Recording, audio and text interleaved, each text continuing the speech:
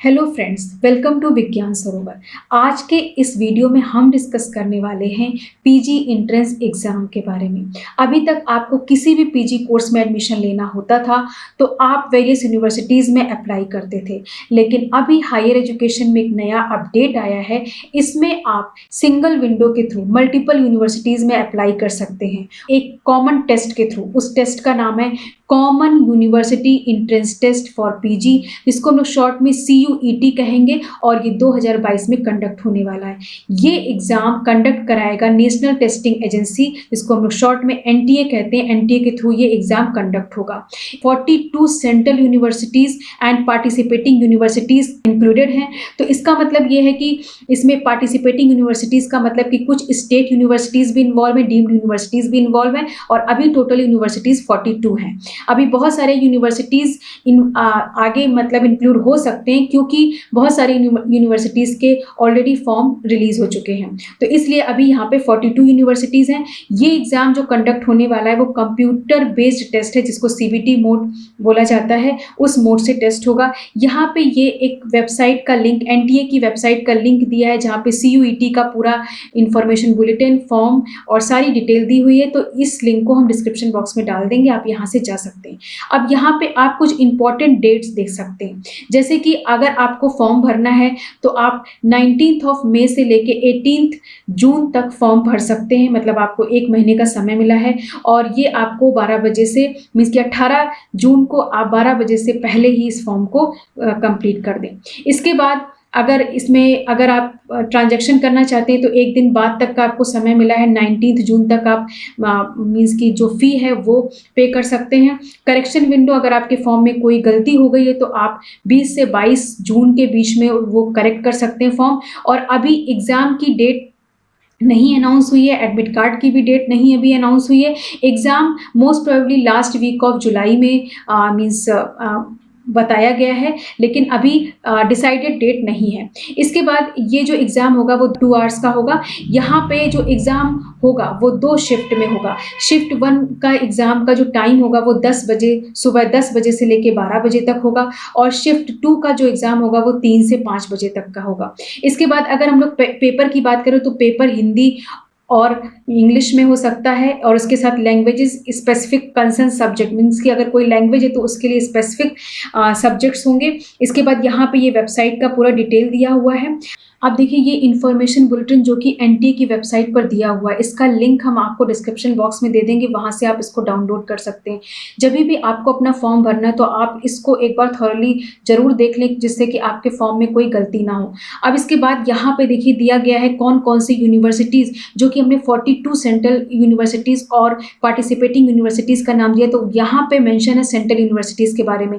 तो आप देख सकते हैं, जैसे कि Ambedkar university, Banaras Hindu university, central tribal university of Andhra Pradesh, central university of Andhra Pradesh, south Bihar, Gujarat, Haryana, Himachal Pradesh, Jammu, Jharkhand, Karnataka, Kashmir, Kerala, Odisha, Punjab, Rajasthan, Tamil Nadu, Indira Gandhi national tribal university, doctor Hari Singh Gour विश्वविद्यालय, गुरु घासीदास विश्वविद्यालय, हेमवती नंदस बहुगुणा गढ़वाल यूनिवर्सिटी, जवाहरलाल नेहरू यूनिवर्सिटी, महात्मा गांधी अंतर्राष्ट्रीय हिंदी विश्वविद्यालय, मणिपुर यूनिवर्सिटी। तो ये सारी सेंट्रल यूनिवर्सिटीज़ इस एग्ज़ाम में इंक्लूडेड हैं।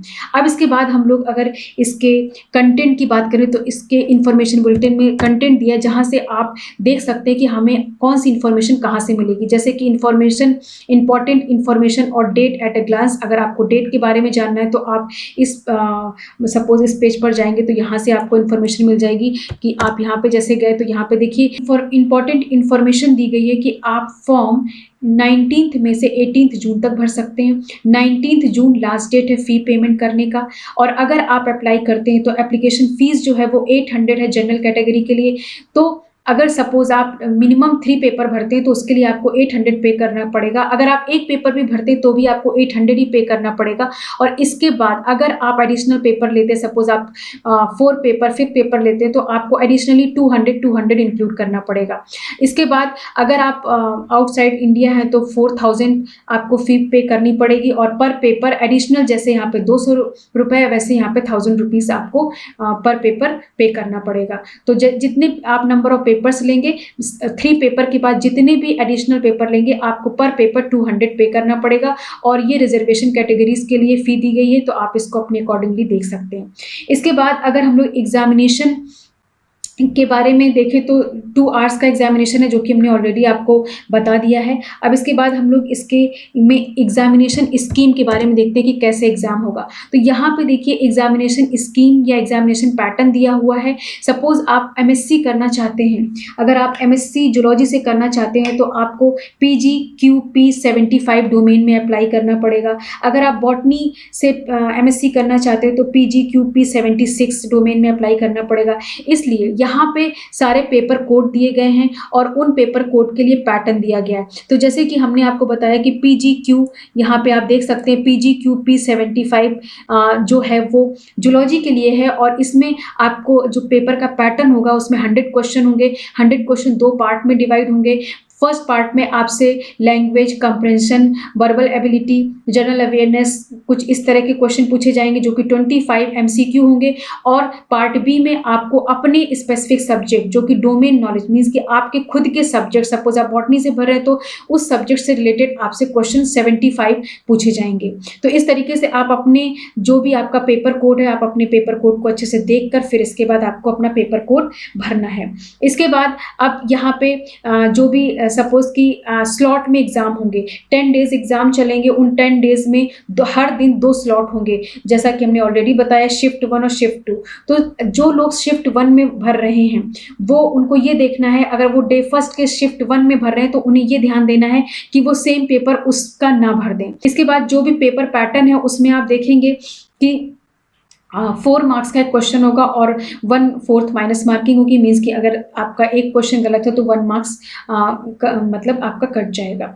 इसके बाद यहाँ पे देखिए ये स्लॉट, जैसा अभी हम आपको स्लॉट के बारे में बता रहे थे, तो स्लॉट के बारे में आप देख रहे हैं कि ये डेज लिखा हुआ, तो फर्स्ट डे में स्लॉट 1 और स्लॉट 2 मीन्स शिफ्ट 1 शिफ्ट 2। तो यहाँ पे आप देखिए डिफरेंट टेस्ट पेपर है। अगर सपोज जैसे कि मान लीजिए हम लोग बात करते हैं जैसे PGQP 22, यहाँ पे MSc लिखा हुआ है, तो MSc के इन सब्जेक्ट के एग्जाम सपोज फर्स्ट शिफ्ट में होंगे, तो आपको ध्यान देना है कि आप सेम पेपर सेम शिफ्ट के सेम डे में ना भर दें, ठीक है। तो आपको, और ज़्यादातर जो साइंटिफिक बैकग्राउंड के लोग हैं, उन साइंस बैकग्राउंड के लोग हैं, उनके लिए मॉर्निंग शिफ्ट ही यहाँ पे मेंशन है।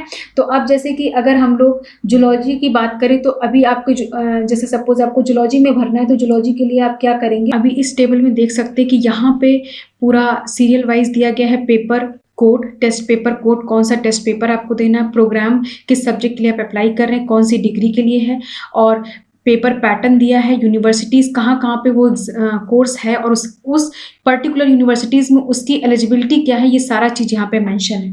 तो जैसे सपोज अगर आपको मीन्स बॉटनी भरना है, ठीक है, या जूलॉजी भरना है, तो उसके लिए आप क्या करेंगे, तो उसके लिए आप इस कोर्स पर आएंगे। यहाँ पे आप देखेंगे कि जूलॉजी के लिए दिया PGQP 75 जूलॉजी के लिए। तो जूलॉजी के लिए ये जूलॉजी MSc, यहाँ पे जो पैटर्न है वो जैसा हमने बताया 25 जनरल, 75 डोमेन स्पेसिफिक नॉलेज के क्वेश्चन होंगे। अब जैसे वेरियस यूनिवर्सिटीज़ में कहाँ कहाँ पे जूलॉजी है और उन यूनिवर्सिटीज़ में उसकी एलिजिबिलिटी क्या है, कि उसके लिए क्या क्राइटेरिया है आपको वहाँ एडमिशन लेने के लिए, तो वो सारा यहाँ पे मेंशन है। तो आप अपना चेक कर लीजिए कि आप वहाँ उस कैटेगरी में आते हैं, आप एलिजिबल हैं कि नहीं हैं, उसके अकॉर्डिंग आप वो डोमेन भर सकते हैं। तो जैसे कि यहाँ पे देखिए central university of Himachal Pradesh के लिए ये एलिजिबिलिटी क्राइटेरिया दिया गया है। और यहाँ पे देखिए PQ 75, तो यहाँ पे आप देख रहे हैं कि जैसे Tripura university, central university of Kerala, Hemvati Nandan Garhwal university, Manipur university, हर जगह पे जहाँ जहाँ भी वो कोर्स अवेलेबल है उसकी सारी यहाँ पे एलिजिबिलिटी क्राइटेरिया दिया है। तो आप जब भी अपने पेपर, टेस्ट पेपर या जिस सब्जेक्ट से आप अप्लाई करते हैं, इसको चूज करने में आप अपना ये सारा यहाँ पे इंफॉर्मेशन बुलेटिन में चेक कर लें, इसके बाद आप भरें, जिससे आपके फॉर्म में कोई गलती ना हो।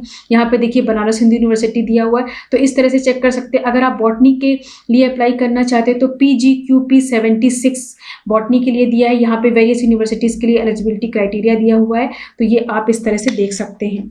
और इसी तरीके से और भी, जैसे कि अप्लाइड माइक्रोबायोलॉजी की अगर हम लोग बात करें, PGQP 78 कोर्स में अप्लाई कर सकते हैं। इन्वायरमेंटल साइंस में PGQP 32 में अप्लाई कर सकते हैं। इस तरह से आप साइंस के, बायोलॉजिकल साइंस के फील्ड में अप्लाई कर सकते हैं।